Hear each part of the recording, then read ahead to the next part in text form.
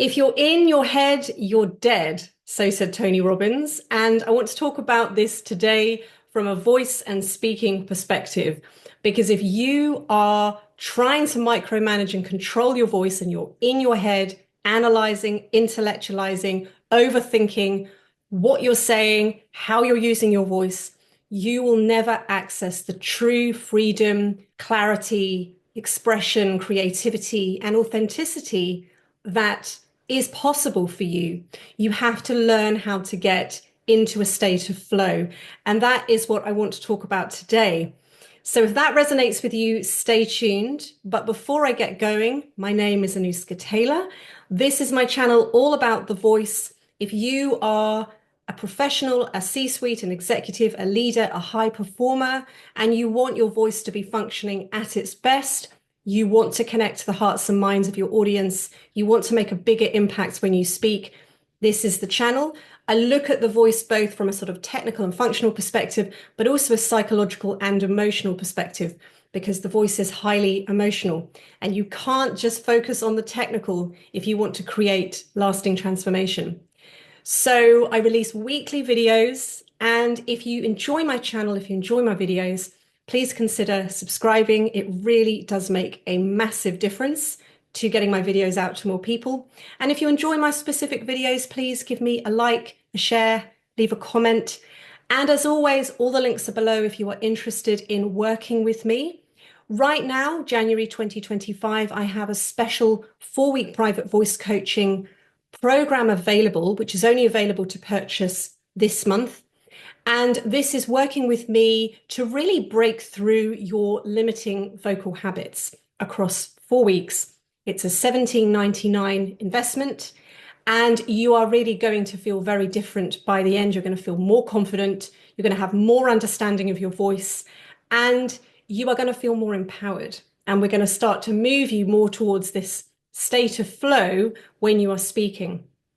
So if you're interested, please send me a message through my website, anuska-taylor.com, or leave a comment below. So you probably heard about this idea of being in flow, being in a state of flow, being in the zone. And certainly it's a huge part of peak performance. So we hear a lot about this in the sporting community, but also from my perspective in the musicians world, in the community of live music and the arts and creative pursuits. Now, you can actually find this state of flow in anything, but it seems to be more talked about in creative pursuits and sporting pursuits. So today I want to talk about this from a voice perspective, because this is a creative expression, and how, when you can really access this, it's actually going to help you speak so much better. Your voice is going to work better. You're going to come across better. You're going to sound better. You're going to sound more confident. You're going to think more clearly. You're going to be more productive. You're going to be more creative. And from my perspective, even more important, you're going to be connected more to your authentic self than the ego mind, the ego chatter, the ego overthinking, overanalyzing, over-intellectualizing, which is what happens when we're not in a state of flow. We are trying to micromanage, trying to control, trying to get the perfect words, get our voice to do something, and you have to learn to get out of your own way. But obviously, you've got to put the training in first. The voice has got to be functioning really well first. You've got to have done your research. You've got to know what you're going to talk about. You've got to have your voice primed, ready, strong, healthy, functioning. Then you get out of your own way. So it's not about getting out of your own way when you've done no training, no preparation, but you do that first and then you get out of your own way. So I first of all just want to go back a little bit and talk about who actually coined this term, the flow state, because it's quite interesting, particularly from my perspective with the Jungian psychology focus that I bring to my coaching. So, and I hope I'm not butchering this man's name, so apologies if you are Hungarian and I'm completely butchering this man's name. I will put it on the screen actually so that you can Google him if you're interested. But he's been considered the world's leading researcher in positive psychology, and his name is Mihai Csikszentmihalyi. Now, I don't speak Hungarian. I might have butchered that. I actually got the pronunciation of this off Wikipedia, so blame Wikipedia if I've got this wrong. He coined the term flow state. Through his research, he started to see that people were more creative, more productive, and happier when they're in a state of flow. So he was actually a prisoner during World War II. And that whole experience set him on a journey to discover more about how humans feel happy and content. So he stumbled across psychology while at a ski resort in Switzerland. And none other than Carl Jung was actually delivering a lecture, which he attended.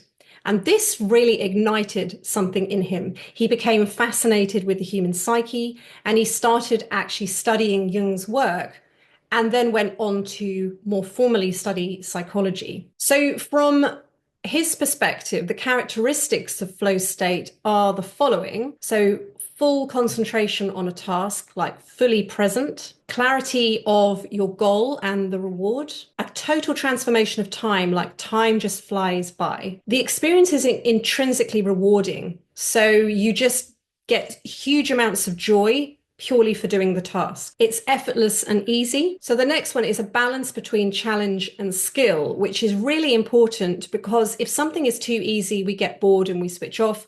If something is too challenging, we just shut down and we don't even try. So it's that sweet spot of it being challenging enough and we have the skills to match. So coming back to what I was saying at the beginning, you do have to do the work. You do have to train the body, the voice, whatever your thing is, but then you can access this. This is also a big part of it, certainly from my work as well with the Jungian psychology. The ego falls away, that chatter mind, that incessant chatter that we all have every day, which is normally very negatively focused, falls away. You are really what I would describe connected to your authentic self, your true self. The ego is the fear-based lack programming that we all have, and that mind that just incessantly chatters. So when you're in a state of flow, you don't notice that mind. The ego sort of falls away, it becomes quiet. And finally, you feel like you have control over the task. And I say control, not from an ego perspective, but you feel confident in what you're doing. You feel like you trust yourself in what you're doing. So I'm just going to, before I move on, I'm just going to give you a quote that he gave about the flow state. And again, I'm going to put it on the screen because I think it's really interesting. So he says, being in a state of flow is being completely involved in an activity for its own sake. The ego falls away, time flies, every action, movement, and thought follows inevitably from the previous one, like playing jazz. Your whole being is involved and you're using your skills to the utmost. Doesn't that sound amazing? So let's talk about why you will struggle to speak fluently, clearly, openly, freely, expressively, authentically, creatively, like all the things that you probably want if you are in your head trying to speak. And again, as I say, we're aiming for this flow state because your voice is going to work better. But why does it not work when you're not in a flow state? And when I say not work, I mean, you might be able to get through it, but it's not going to feel good. You're not going to feel like you delivered your best presentation or your best speech. You are going to feel a level of anxiety and fear, and you're going to find maybe your voice lacks fluency. You're not going to be able to speak articulately, and you are perhaps not going to be particularly coherent. So there's maybe going to be a lot of rambling, a lot of just talking for the sake of talking. I hear this a lot from clients. When they get nervous, they start rambling. So this is the reason, because you're in your head. Now, when you're in your head, as we said, it's the ego chatter, the fear-based programming that's running the show. And you can't perform at your best because the mind is too slow. It can't keep up with the present moment. So you're almost like one step behind because the mind has to analyze and intellectualize everything first before you do it. So when you're in a state of flow, you are fully connected to the present moment, and the words can just flow through you. The music can flow through you. The movement of whatever sport you're playing, you become one with the racket or the bat or whatever you're doing. You become one with your instrument. Versus when we're in ego, we believe we're separate. There's this separation. And so the more oneness we can experience, the more of a flow state we're going to experience. Okay, so let's talk about the benefits of flow state. And I've kind of mentioned some of these already, but let's just keep it really simple. So first of all is enhance focus and concentration. Because you are so immersed in what you're doing, you're so present in what you're doing, there's an intense focus and you become laser focused on the task. Number two, and I've mentioned this already as well, with creativity, you become more creative. Because again, the mind's not getting in the way, the mind's not analyzing everything. You are just free for creativity to kind of come through you. The mind is more relaxed, so you actually have more solutions open to you. You can actually think more clearly. The aperture is open and you're not just stuck in this tunnel vision of fear and panic. But now you can see all the potentials and all the possibilities, all the solutions, all the options. So this next one is a really important one. You are more productive. Again, when you're in your head, it's all of this chatter mind that slows us down. When you're in a state of flow, it is amazing what you can achieve. So you might be in a state of panic and scattered mind and fear-based thinking, and it might take you a week to, I don't know, write a song, for example. When you get into a state of flow, you could write a song in half an hour. And it's not that it's a really rubbish song, it's just you are so connected to your heart, to your soul, to yourself, that the song just kind of emanates from you. And I have certainly experienced this myself, that when I am in a more anxious state, it just seems to take forever for anything to happen. When I can get myself into my body and calm my nervous system and get myself into my heart, then things just start to flow. And even when I do these videos, to be honest, sometimes I will stop and start these when I'm in that kind of flustered state. And then I just have to kind of go away and come back again. And then I can just record it in one go. And so I find this myself as well. So it really does help you become more productive. You will achieve far more of quality in less time. And finally, also sort of alluded to this, reduce the stress because the mind is relaxed and you're not analyzing, worrying, judging, critiquing. You're just beyond the ego now. You are just connected to your authentic self, your true self. And in this case, the voice can then function.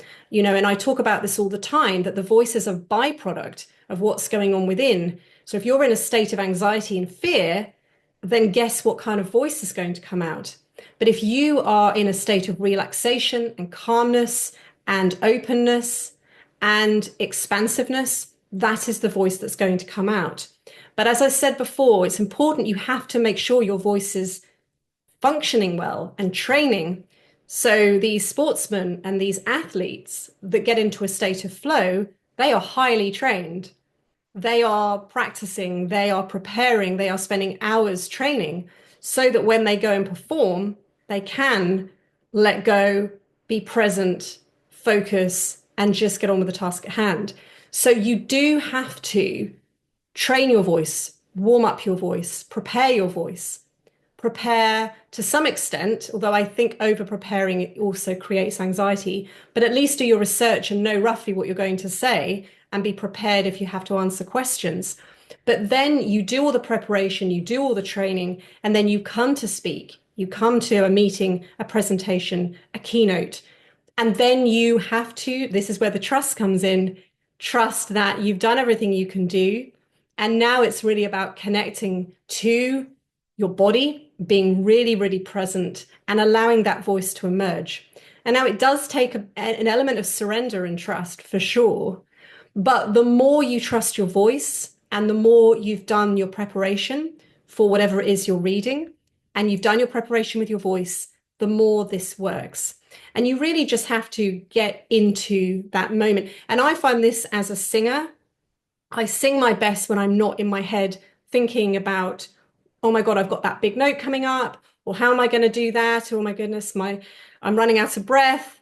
My voice never flows. But when I can just get into my body, feel the music, hear the music, and really just get into that place of joy and love for what I'm doing, then my voice just comes out really effortlessly. And actually, I sang just before Christmas. I had just started to get the flu. I wasn't sure what was going to come out, but obviously my voice is very trained, so I knew it was going to be okay. I just didn't know exactly what was going to come out. And I got into the flow state very quickly. And so, yes, my voice wasn't 100%. Yes, I could have sung better. But given how ill I then became over that week, over Christmas, my voice actually functioned very, very well. And I do think a lot of that was due to me getting into the flow state really quickly, rather than worrying about the fact that I was not feeling well. My health was deteriorating. I knew I was probably going to be really sick the following day, but I just kept in my mind of, you know, I'm here to sing, I'm here to deliver, and I love what I do. I love singing. So that was the focus. I think that's another important point for this as well. It's really important, I've said this to clients too before, that you can find some joy in what you're talking about. So whether it's something that you are choosing to talk about, or whether it's something that you've been forced to talk about because of your particular role or job, it's finding some connection to what you're talking about is really going to help you get into a flow state. Because if you really don't want to be there and you're very negative about it, and I don't want to be here and I don't like what I'm having to talk about, it's going to be hard to get into the flow state. But if you can find some joy or some passion for what you're talking about, then that's what you want to connect to, because another big part of this is it brings you joy. And it is just more fun when you're in a state of flow than when you're in your head, when you're in your ego, overthinking, overanalyzing. It is exhausting. So then the question is, how do we begin to access the flow state? So, as already mentioned, you have to make sure that you trust your voice. You've got to put the time and effort into training your voice. And obviously, as well, whatever you're going to be talking about, you've done the research, you know what you're going to be talking about, and you feel confident in that. But then when it comes down to it, it really is about connecting into your body. And the easiest and quickest way to do that is through the breath. So, taking some really deep breaths and starting to kind of feel your heart, like feel your heart beating, really get present in your body. Slow the breath down, deepen the breath. And box breathing is really, really helpful for this. So where you breathe in for 4, hold for 4, and then breathe out for 4, and then hold for 4. And it just calms the nervous system. But you want to make sure when you're doing this that you're dropped into the body. So you're not breathing from here. And I talked about breath last week, but it's a real dropping into the body. You want to be present in your body, start to feel the sensations in your body, feel your heart beating, feel the breath coming in and out. That is really the first place to start. And even if you were to do some box breathing before you went and spoke, you will find that you'll probably perform better than if you are up here and you're just in that high state of anxiety. So I definitely recommend some deep breathing and just drop into your body. It really is very, very powerful. But if you are interested in working with me and want to go deeper on this and actually connect to your authentic self in a much more powerful way, I would love to support you. So please do reach out. And thank you so much for joining me. I will see you on next week's video.